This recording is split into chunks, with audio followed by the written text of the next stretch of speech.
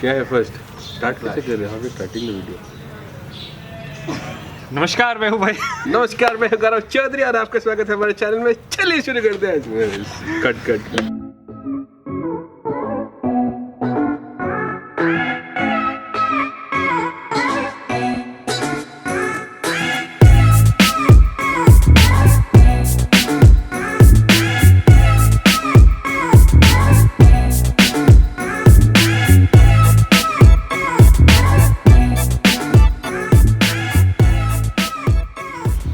Hi guys, I'm Rohit Srivastava and welcome to this first Facebook watch party. This is the first of the many which we are going to organize in the coming future. So today is a tutorial video and the topic is an amateur's guide to mobile food photography. So 95% of you in the community are posting mobile pictures and there are those are the raw footages.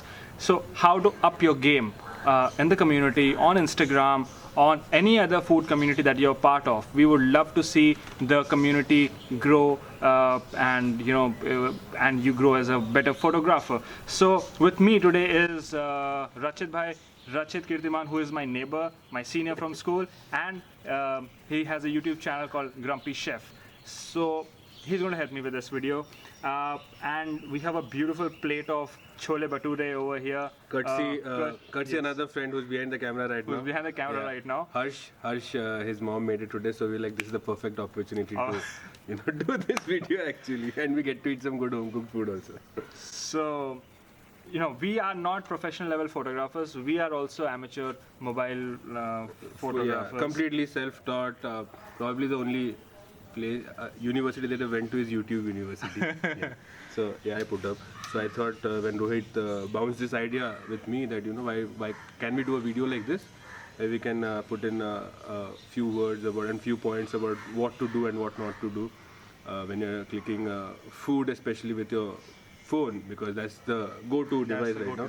So I said, we should, So we'll try to, break that myth that, you can only take good food photos through a DSLR. DSLR, yes. This is completely rubbish. Right now, this is the device. Like I am a Samsung user and he's an iPhone user. So this is your go-to device. Best camera that you have is your current phone. I mean, these days, all the phones have a pretty good camera and you can absolutely take amazing pictures with your mobile camera. So let's start. शुरू करते हैं. चलिए शुरू करते हैं. So first and the most primary rule ever, and this actually applies to most formats of photography. Please do not use your flash. Never, ever. Please. Because what happens when you use a flash, you'll be using a flashlight, a flash on the phone inside, indoors. A lot of details of the dish gets washed out completely, which there is no way you can recover. Yes. Through any app, through any kind of editing, there's no way you can recover. And I've seen a lot of people putting up photos, good dishes, but they have used so much of flash that you can't see what is there. Photo gets washed out and you miss out the details. Yeah. So kindly don't use. Please do not use flash. Try to use as much of natural light source as possible. Like right now we are just in my backyard and there's like ambient light around, a lot of outdoor lighting. So by the way, we are sitting in Rachit Bhai's place right now. This is a beautiful setup and perfectly natural setup with lots of light, a lot of birds chirping around, so that all that ambient noise is natural. It's natural. So perfect setup. We are in a low light condition right now, and in a restaurant you normally get this kind of lighting, and you'll get a lot of shadows also. You get a lot of shadows, yes, of course. I'll show you the same thing with a flash turned on, and see how bad it looks. You see that? See, this is how it looks with the flash, and this is how it looks with just light from Rohit's phone, which we obviously going to take it into post edit and tinker around a little bit with the light and contrast and get it right. So see how dirty it looks with the flash here, and that's it. To jump into camera angle, I think this is also a very important aspect. A lot of people tend to just sit and take a photo when they're on the table. Get up. So one of the best angles that I can probably suggest you is the top angle, which is most of the Instagram pages are following nowadays. So it not only gives you an idea about the complete dish, but also keeps all the elements of the dish which are on the plate, and you can see it in one photograph. And this is primarily the most common angle, I think, and the most preferred one. So this angle is one of the most preferred ones, but alternatively you can also have a side view where you need a top angle. Now if I have a cake right in front of me, I want to show the cross section of the cake, something like this. Go for a side view. So it depends on the subject what particular angle you would like to take. So we have covered angle, we have covered flash, no flash. So these two topics are very important.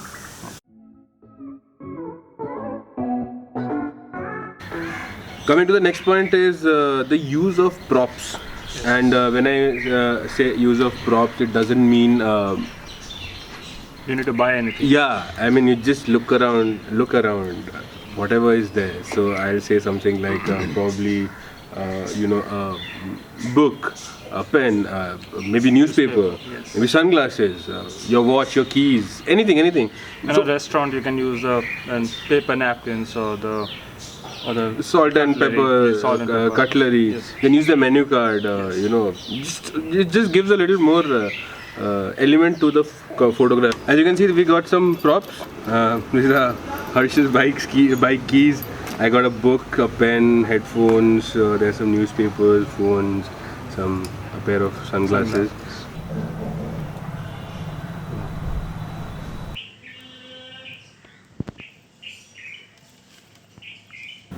Since chole bhature is a very breakfast thing, probably keeping a newspaper next to it, stresses the point that this is something which people eat for breakfast.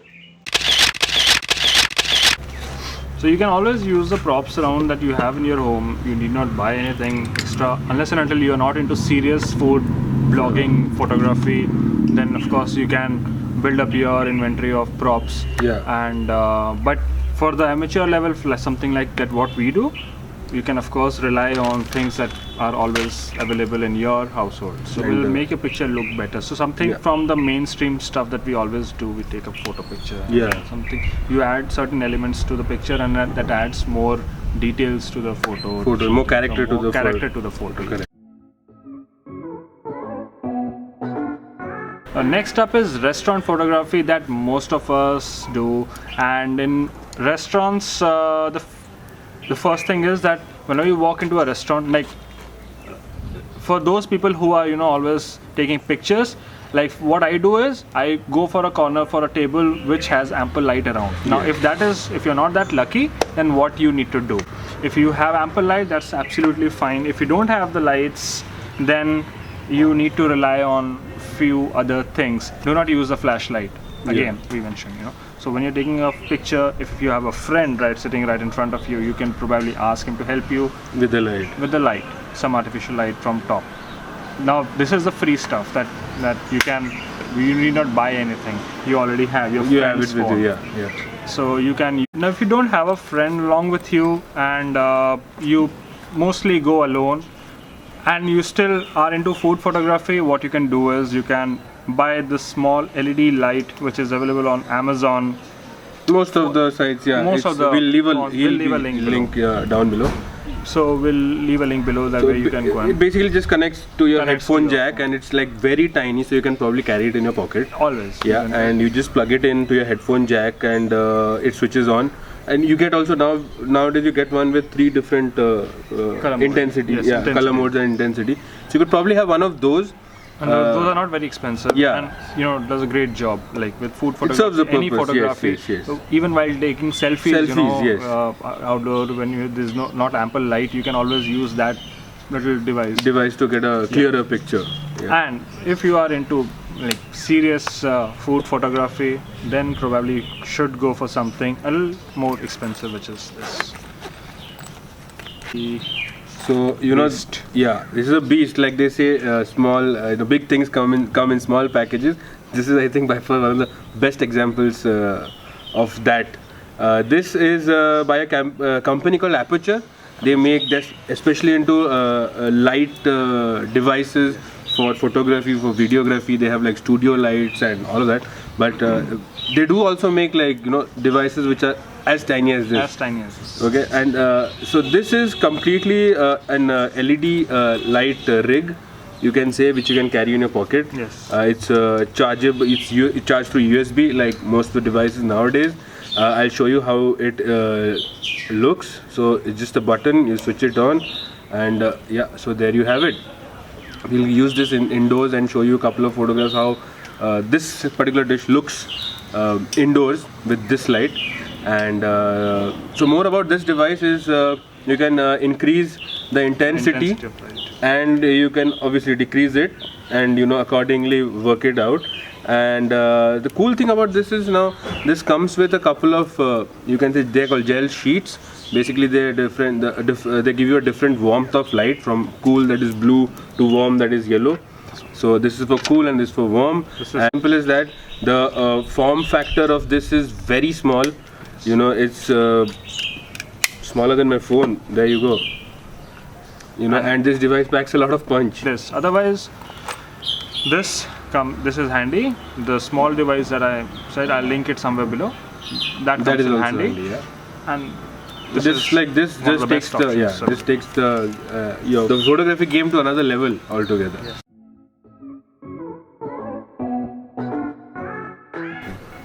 And the last among all is once you take a raw photo, you can post-process it, and you can use a number of free apps. So while most of the photos that are posted on the group are raw images, you can, you know, make it look even better by use of certain apps. So to-go apps are So I mean, these are the apps that I use on a regular basis, and it's very user friendly. You can use it as well. The first and foremost being Snapseed. App that I use and is very user friendly is Snapseed. Now you can use this for probably everything that is required to edit a photo. You can go and change your contrast, your exposure, your highlights, your sharpness of the picture. They even do have a certain number of presets inbuilt. You go a little further, then there is something called as Lightroom, which you probably would have heard about. That's also a free software. It's a free software. They have a paid version which opens up other features, but the free version is as good as it is. It's by Adobe. And so that takes the photography editing to a little higher level, a little professional level.